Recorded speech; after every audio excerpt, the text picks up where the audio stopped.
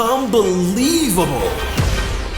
Are you looking for a no-nonsense property and business podcast? Our mission is to provide jam-packed content straight to your ears, where we can add value and unpick the fluff in the industry. If this sounds like a bit of you, then strap in and hold tight for an episode with Heidi and Dan. Welcome to this week's podcast of Humberlievable Property. So this week we are actually going to answer some questions that have come in from you listeners. So if you've sent in a question, then thank you very much, and we do our best to answer them as well as we can. So Heidi's got the list of questions. I'll prep you. So I think there's about 11 or 12 across the different broad topics, really, isn't there, Heidi? So there's sourcing and rent to rents and stuff like that. So hopefully we'll answer them as concise and as quickly as we can. So, are you ready for some Humberlievable questions? We like what you did there. We don't do it enough. So, first question is, we can probably both answer this one, but how do you source off-market properties effectively? So, there's loads of different methods of sourcing properties off-market, but we've had a discussion about this, and a lot of our stuff come through word of mouth. But in order to get properties off-market through word of mouth, you have to go out there and you have to build your network. You have to let people and tell everyone know what you do. That makes no fucking sense. Tell everyone what you do. Let everyone know that you sell properties on behalf of vendors, for investors, etc. So that's how I've secured a lot of mine. But to secure some of them, I have dropped the odd letter through the door. So one of the first ones that I secured, walked past it all the time. There was a sign up outside. It was on the market. It was on for 50k with an agent plus 6k auction fees. It was a nationwide agent, like a franchise. And I just posted a letter through the door, and a few days later, it was actually a power of attorney. So they rang, and it was on for 50k plus 6k auction fees, and I managed to negotiate it for 39,999. So for those who don't know, anything under 40 grand, you save on stamp duty, which I think is about 1,200 quid. Yeah, 1,200 quid. But then we paid £500 for their legal fees. So for them, that sort of sealed the deal. Others, I've been into a viewing, and I remember I couldn't be asked to go to this one. I couldn't be asked to drag myself off the sofa. I went to it anyway, but nice. Weren't for me. As I came out, the two properties opposite had empty homes letters on there. So I downloaded the deeds, found them on Facebook, called them, found out one was an architect, ended up calling the architect line, and then his wife rang, and then managed to sort it out and negotiate a deal from there. So that was just through, going on land registry, downloading the deeds, putting letters through the door. And then after that, once you do a few, sell a few, social media, people reach out to you on social media, and then word of mouth. So the more people you know and they know what you're doing, then the more people just naturally reach out to you. Yeah, I always say as well, you've got to fill your funnel if you're just starting. So social media is really important, your marketing. So you fill your funnel up with things like doing your leaflet drops. We buy houses, we're looking to buy, and you can write them by hand, which I don't recommend. There's like software called Calligrapher you can do. I used to write it, then scan loads and copy loads. So I write one and then copy loads. I just couldn't be asked. No, I don't blame you. And I sent out 500 and thought, this is shit, I'm not doing this again. And I used the stamp thing, I just can't be bothered. So you can do your leaflets. You can go and chuck donuts at agents and schmooze them. Bullshit. I think that. I'd I'd love for someone to just say I bought an agent donuts and it worked. Like, what do agents care about? Selling the property, getting paid their commission, it going through fast. Like, that's how you build credibility. Like, taking donuts in. I won't go off on a tangent, but I see people filling shopping trolleys full at Christmas for agents. I'll think, oh, fuck off, you twat. Anti-bribery and corruption. No, it's true. It's true though, isn't it? But anyway, let's fill our. Let's not slag them off. Yeah, we will. So leaflets, agents, word of mouth, telling people what you do on Facebook at your nan's birthday, whatever. Tell everybody what you do. Viewings.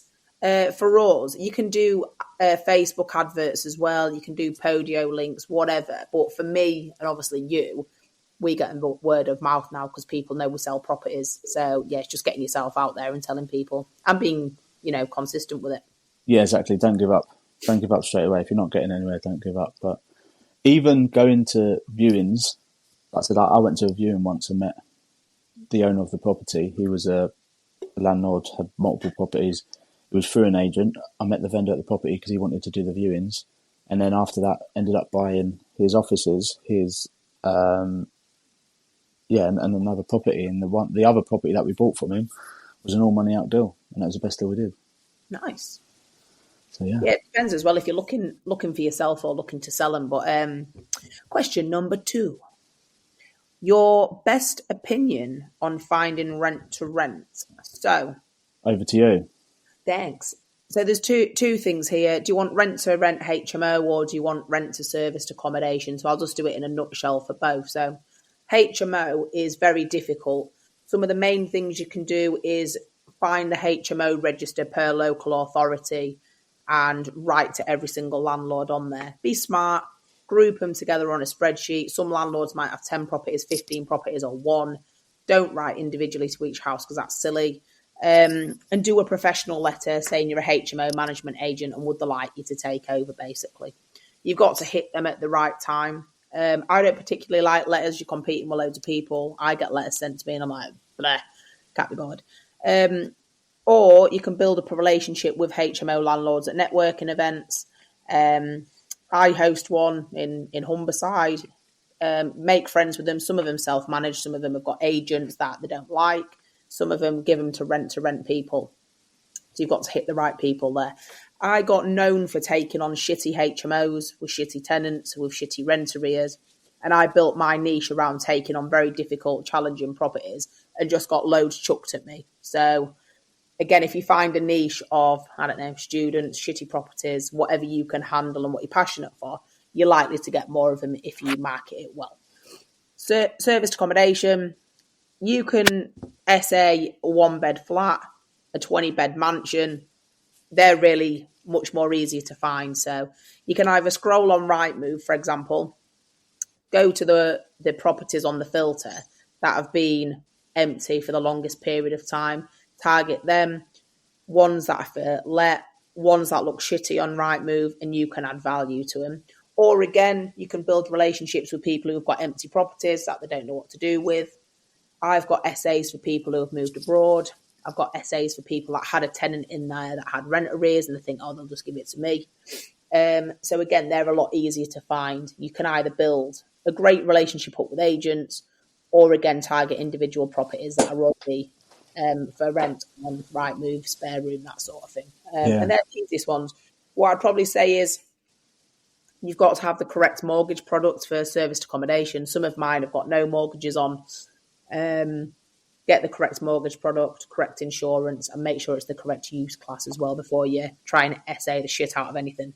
Yeah, just a tip on that as well. So Brad, who will you'll hear on an episode shortly, he runs a sourcing business doing rent to SAs essentially.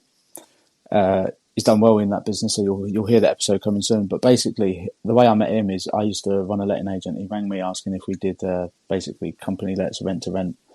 And essentially, one of the ways he sold it to me, obviously I understand the strategy being an investor and stuff myself, but the way he sold it to me, or what a tip that could work with letting agents, is they can't charge tenant fine fees. So when the whole regulations changed, they lost a lot of revenue. But because it's a company let agreement, it doesn't fall under like I can't remember the regulations now, let's say Landlord and Tenant Act, whatever it was. So they can actually charge a company let fee. So I used to charge, I think it's about 350 quid for a company let fee. And then obviously you can charge the landlord for a tenant fine, your normal tenant fine. So you actually get 2 fees out of that. So if you say to like let an agent, look, you find me properties, if they work and I do it, you can charge me or the investor 350, 400 quid company let fee. And that's a one-off increase on their revenue then, 400 quid. Now if you do 3 a month, that's 1,200 quid extra that little office is going to get, as opposed to just normal AST. So that's a benefit. Yeah, that's a good tip, to be fair. A little incentive. All the letting agents will kill me. We're going to get murdered on this podcast anyway. Third question. So this was a little bit different for me, so I can give a different answer. But how did you find and view properties when working 9 to 5 and managing your personal life? You don't manage anything. To be fair, I haven't done a lot lately for a long period of time. I went back into work, and when I went back into work just under a year ago, I probably haven't done nowhere near. But then I said I don't need to go out and view loads of properties because of word of mouth and things. But when I first started, I was probably more hungry to get out of my job. But I used to COVID it, which was fortunate. So obviously I was working from home. I started a new job. There's no real expectation of me. So I used to go to viewings and that. And I lived in HU9, which was my investment, so I could get to properties within 5-10 minutes. But then I used to do Saturday mornings viewings, try to get some for as late in the day as I can, and then obviously just work on the evenings and the weekends. Really, I think they say you only need about 10 hours a week to do sourcing. Yeah, that's a really good point, actually. Utilise the time you've got off, whether it's a Saturday. With me, I didn't do deal packaging as my first strategy when I was at work. So I co-sourced, so I brought the lead to the person and they did all the viewings, etc. A couple of practical tips as well. I went down to 4 days a week to free up some time for me, and I worked evenings as well. And also you can be creative around your job, try and go at lunchtime, try and fit them in at lunchtime at the end of the day, leave early, that sort of thing. But also, you can actually pay people to view the properties for you. Called Viewer. Yeah, so you can use Viewer, you can co-source with other people, get someone else to view the property for you with a proper checklist. And then also, don't piss about. Do you know what I mean? You don't piss about doing 20 viewings a week. Make sure you're going to sell those properties. So if it is word of mouth, you've already kind of pre-vetted the process. Is it a property I can sell? Does it hit my demographic? So I'm really good at selling HMOs, for example. I tried to sell a pub once. It's not my expertise. So if I got any more pubs, I'd be like, no, sorry. So I won't waste my time with that. So you've got to be strategic with that. Next one. This is kind of related to that one. So what sacrifices did you make for point 3? So did you make any sacrifices? What, for the viewings and stuff? Yeah. I guess my sacrifices, I had a little girl, she was born in 2019. I sacrificed some Saturday mornings and that, and probably looking back, it was probably a bit selfish and that, but I was trying to, justify it as like, it'll be good in the long run. We'll be millionaires, property's fun, we'll make loads of money. But in reality, like Saturday mornings, it weren't every Saturday, but, popping out for 2 hours, let's say, 3 hours on a Saturday morning, that's your family time, and you can spend time with your wife or your partner, your kids. So yeah, I guess you do make some sacrifices. Or if you're doing stuff on the evenings, what you're sacrificing, Netflix. Yeah. My first year in property was absolutely brutal. I was working a full-time job. I had 2 young kids. One was 1 year old. I was doing property on an evening. The thing I sacrificed the most was my actual fucking well-being, my health. I stopped going to the gym. I stopped eating properly, stopped sleeping properly, and I burnt out. So I basically worked 15, 16-hour days, trying to cram it all in. Didn't see a lot of my family despite living with them, and sacrificed a lot of weekends setting properties up. Not deal packaging, but I was doing rent to rent, but setting properties up, working on evening, burning myself out, and I was a bit of an arsehole because I was tired and unwell, basically. So my sacrifices was more the health and the well-being and not seeing family, friends, that sort of thing for the first year. It was brutal that year. Good. Well, not good. Not good for being honest. Good. I'm glad we're on this. Yeah. Fucking no. Fuck your year.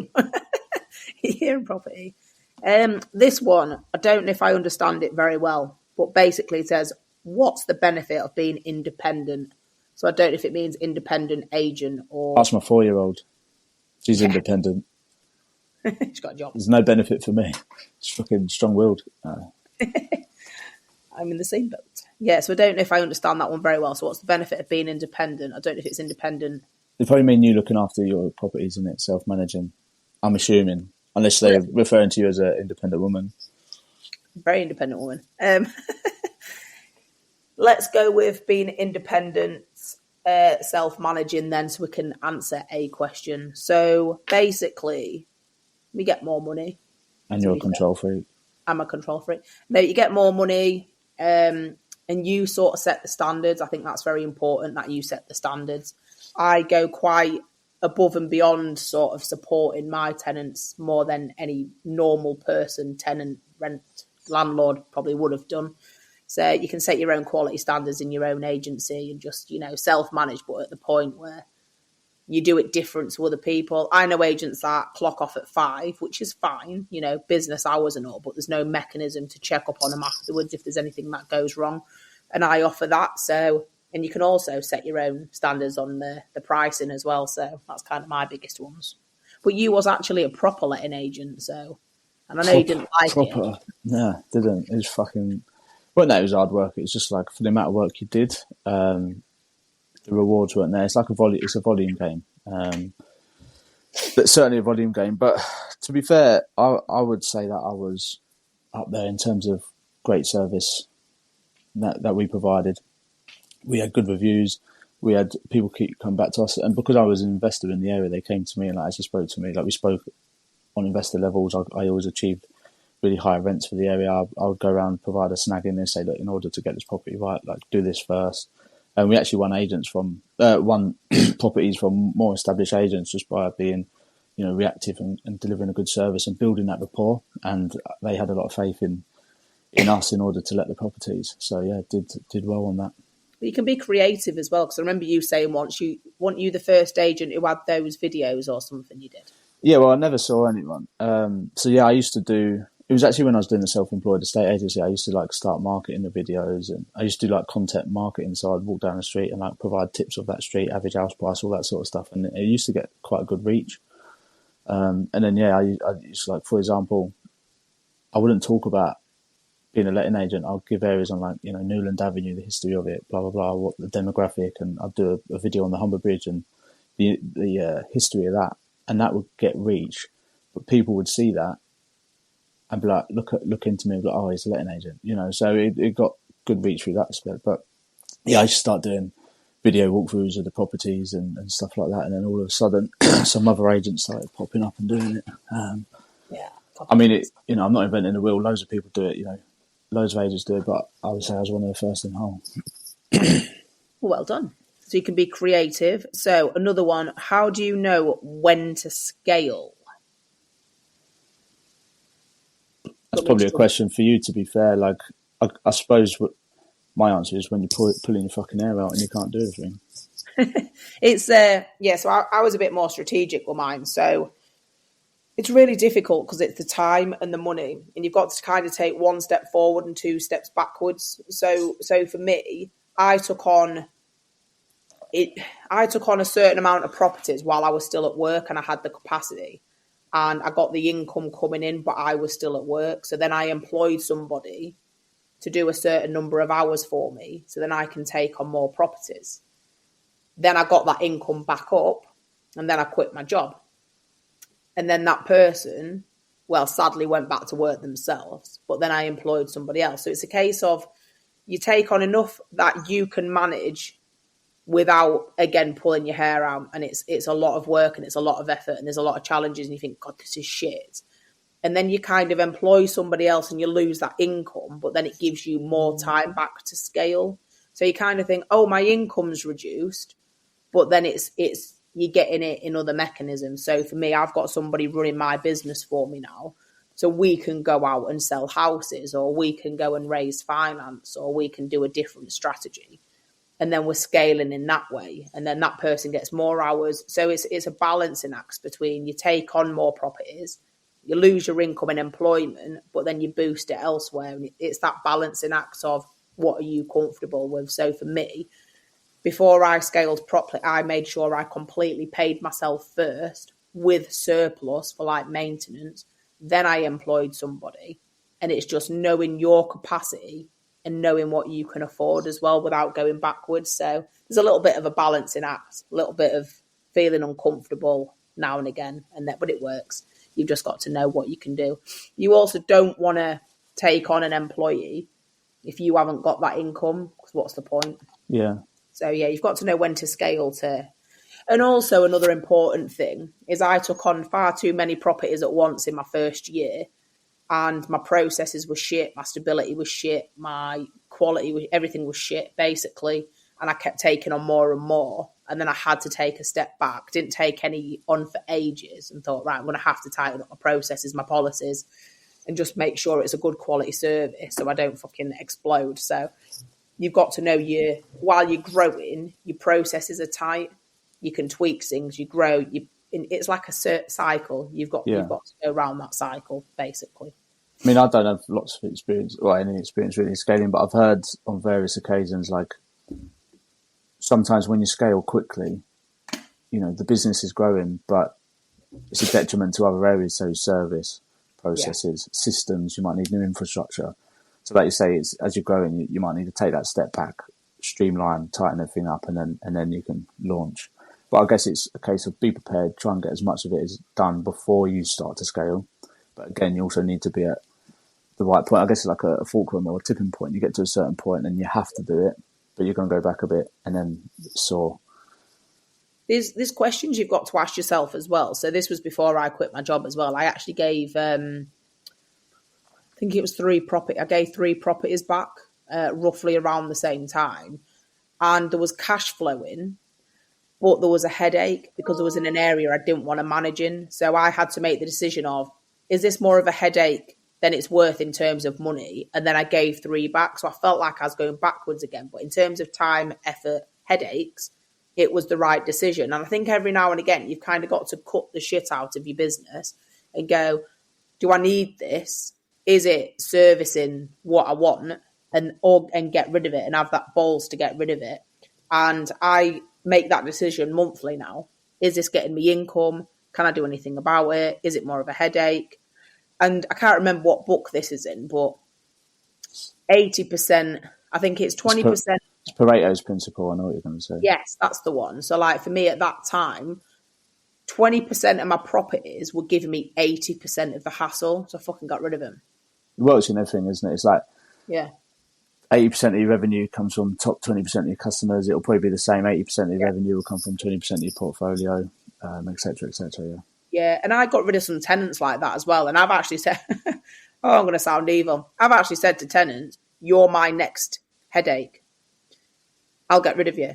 I'll evict you. So I said, I'm getting rid of headaches this year and you're my next one. So you either book your shit up or you're off because I can't be asked to deal with you. Oh, he booked himself up, I'll tell you. Pays his rent now anyway. So I do actually say that to people because I think I haven't quit my job to deal with more shit, basically. Because I'm evil like that. So, next question. What was the biggest barrier in your first year? Ugh, still having a job. Yeah. Do you want to answer that? Your first year was like 20 years ago. Fuck off. I didn't really fully start till 2020. I incorporated in 2019, but had a baby and I just focused. I guess the biggest barrier for me was, I chose the wrong strategy. I chose sourcing. It's one of the most time-consuming things. But the biggest barrier was it was like juggling it all. And I guess for me, that part of it, like I said earlier, I was feeling a bit guilty for not being at home on a Saturday morning or doing stuff like that. Obviously, it certainly paid off because it's a different position now.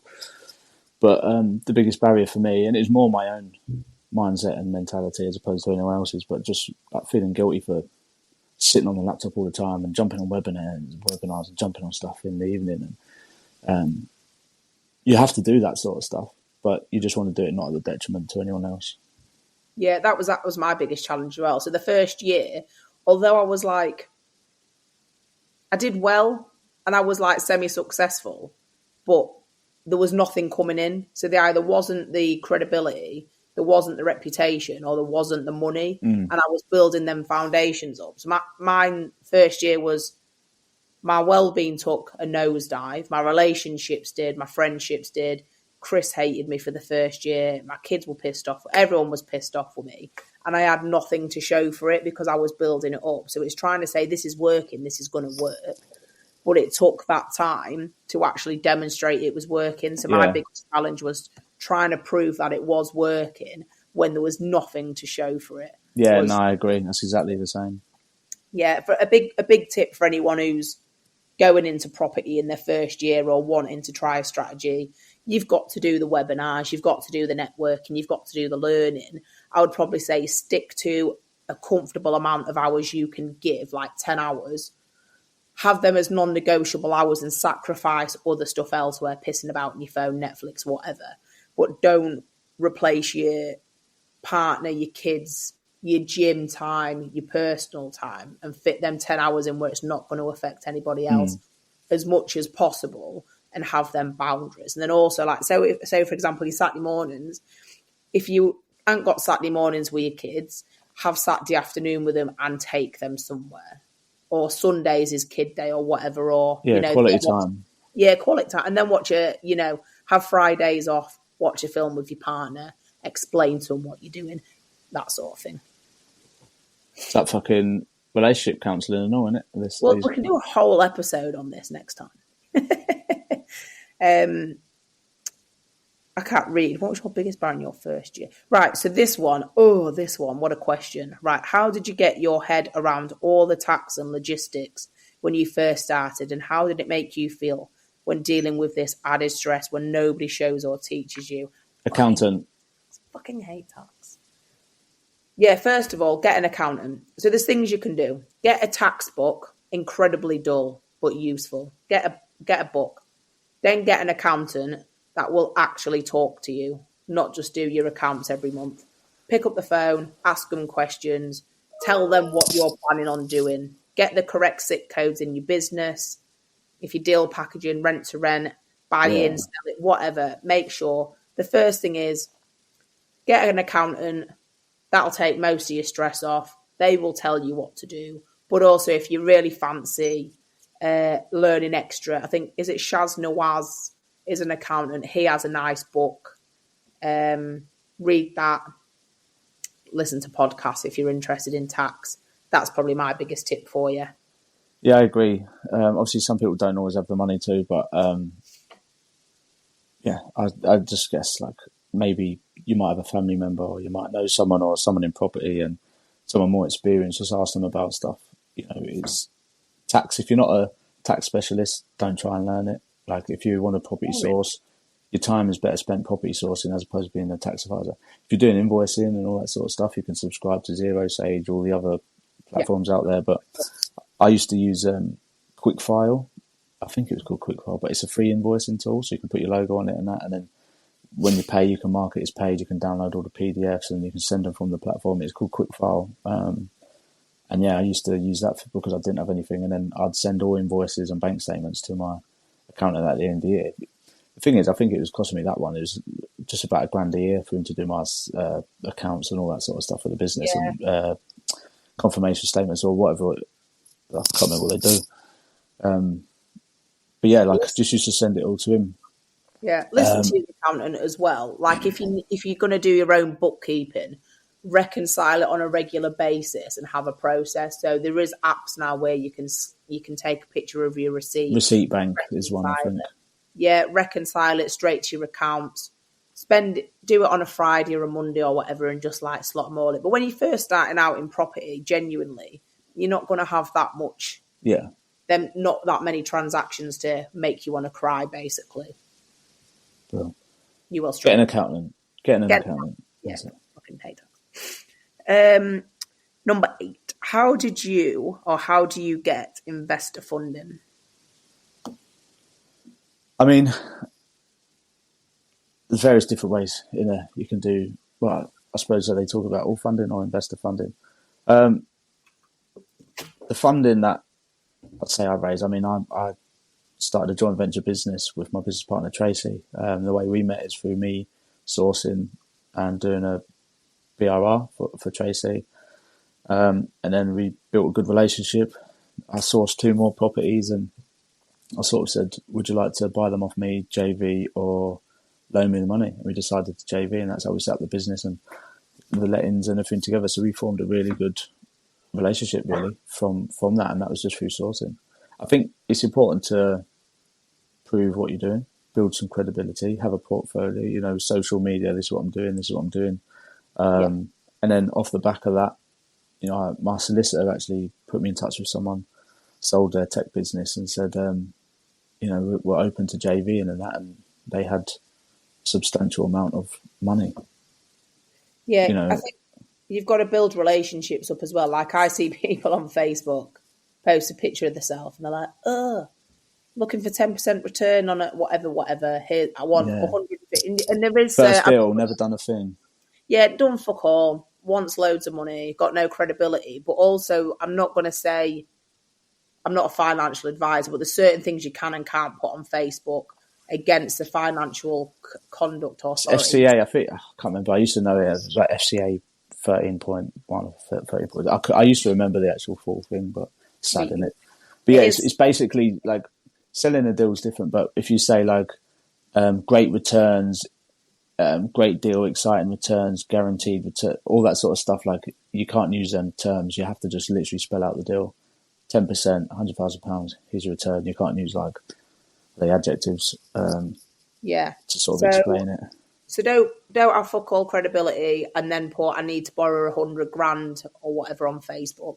The best thing is to, so I've been spending 3 years building my credibility up. I've done refurbs for people, I've sold deals, I've taken on multiple property deals in front of people on social media. And now I've got people saying to me, what interest rate can you give me? But I've spent 3 years building up relationships with these people and doing things in front of their eyes. So I've got that credibility now. So yeah, investor finance, it's a case of I'll put something on Facebook and someone will private message me. I don't think I've ever had anyone publicly put, oh, I'll lend you some money. Yeah. It doesn't happen like that.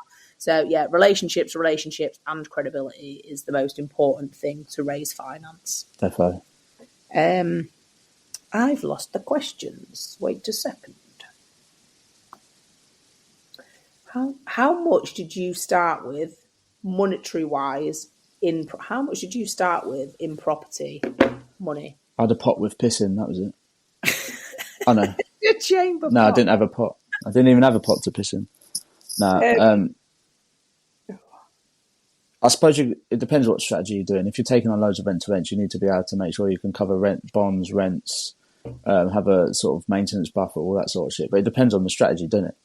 I did sourcing. It cost you like what, $1 to $2 to get your compliance set up, everything like that. And then, what else do you need money for? Really? Well, yeah, it depends on your strategy. So when I first started in property, I had one buy-to-let in my personal name, but there was fuck all in that because the tenant didn't pay me any rent. And I opened a limited company with no money because I did the stupid thing of didn't listen to podcasts, didn't, do any training or anything straight away. I just bought training and then I got myself 20 grand knee deep in debt, buying a laptop, websites, training, and got myself into debt for the first time in my life. And then thought, right, you got to get out of this. Let's get out of it, yeah. Let's get out. And it genuinely, I got out of it within a year because it gave me the motivation to get out of it. So I started before call and, to set up a rent to rent, I begged, borrowed and stealed furniture, paint on a credit card, got my first one over the line. I didn't have any compliance when I first started because I didn't have the money to get the compliance or the credibility. So I started co-sourcing, getting some deals over the line, using that money to set up the rent to rents and then getting my compliance. So yeah, I had absolutely shite all. You can be creative. I think if you've got loads of money, you can just spend it all. But I think that people who don't have as much money to set up, you have to be creative. I remember I used to transfer, I think it was each month out of my salary, 200 quid into my business a month. Yeah, that's sensible. And that would cover, there's only little things like Microsoft subscription, 80 quid for the accountant. I can't even remember the other bits I used to do. Maybe like I had the PRS on the direct debit, or maybe I paid that off in one. I think I paid that off in one go.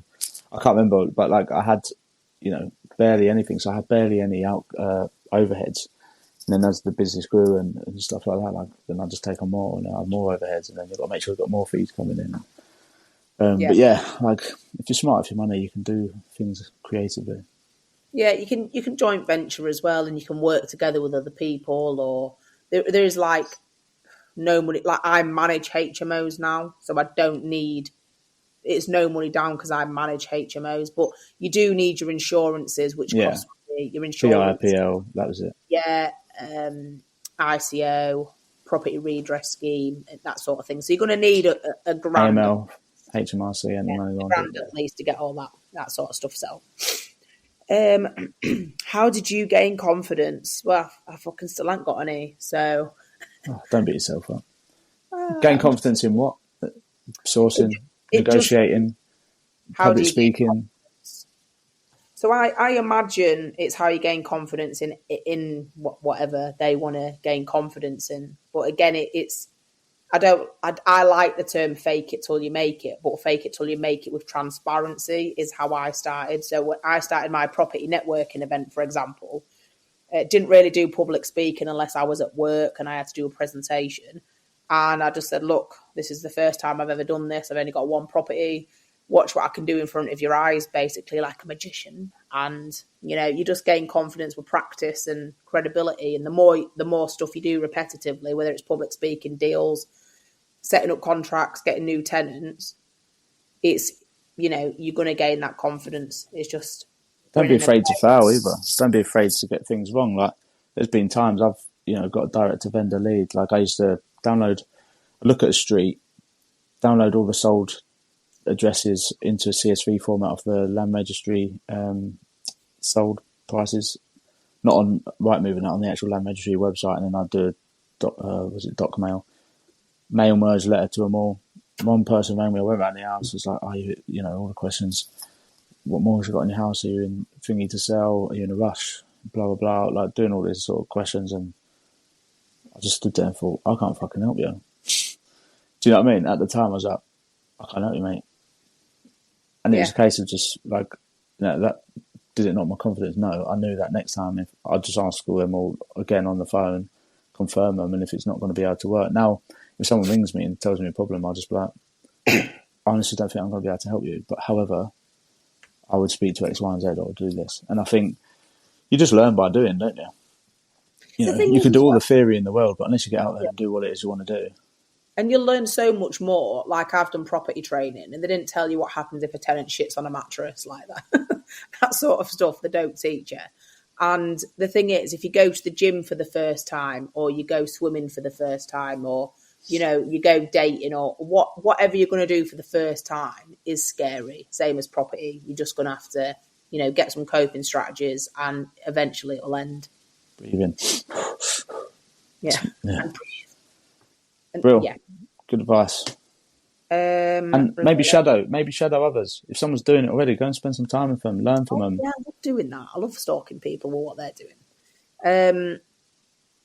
Right, number 11. Do you think getting the right mentor on what and where you want to go is the most important thing to start? Can I jump in there straight away? Feel free. Go ahead. Just jump. It's worded as the most important thing to start. I don't think it's the most important thing to start. I think it's important if you've got the funds.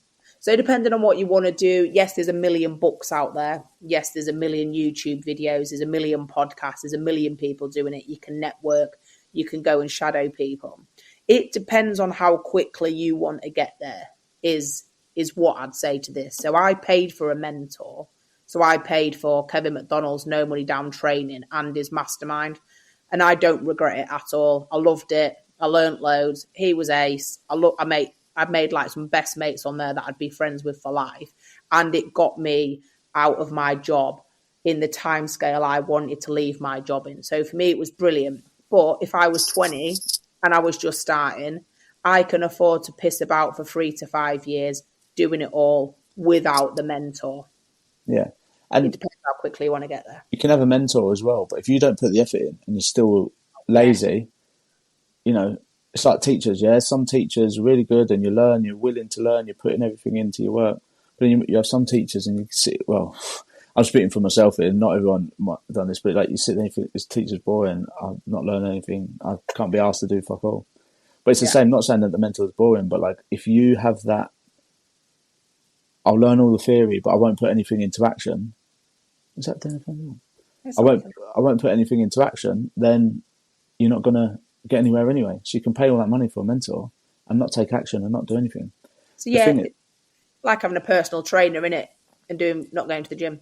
Yeah, someone can do you a fitness plan and a nutrition plan, but if you don't eat the food and you don't go to the gym, you're not going to get better, are you? No. Exactly. So I think having a mentor is brilliant. I've done property training before I had a mentor and they were shit. and unsupportive, and my values didn't align to them. So if you're going to get a mentor and you're going to invest in a mentor, there's some great courses out there. There's some terrible courses out there. There's some great companies out there, some terrible companies out there. But the most important thing is you've got to align your values to them. And the same strategy. Yeah, well. same strategy, and put the graft in. Don't go and do a commercial conversion course if you don't want to be a developer. Do you know what I mean? Some people just do courses for a laugh. I know people who did a course podcast. Junkies, isn't it? Yeah, I know someone who did a podcast course, never wanted a podcast. What the fuck? Do you know what I mean? So it's just like, yeah, you've got should have put us on it. Should have paid for us. Yeah, we could do a one, to be honest with you. So yeah, is there anything you want to add to that? No. I just think, like you say, make sure the values align. Make sure they've done what you want to do. Like you say, if they're doing fucking HMOs and you want to do buy-to-lets, but they're doing 5 to 7 bed conversions and you just want to go, do buy-to-lets, normal buy-to-lets, like you're not aligning on the strategy.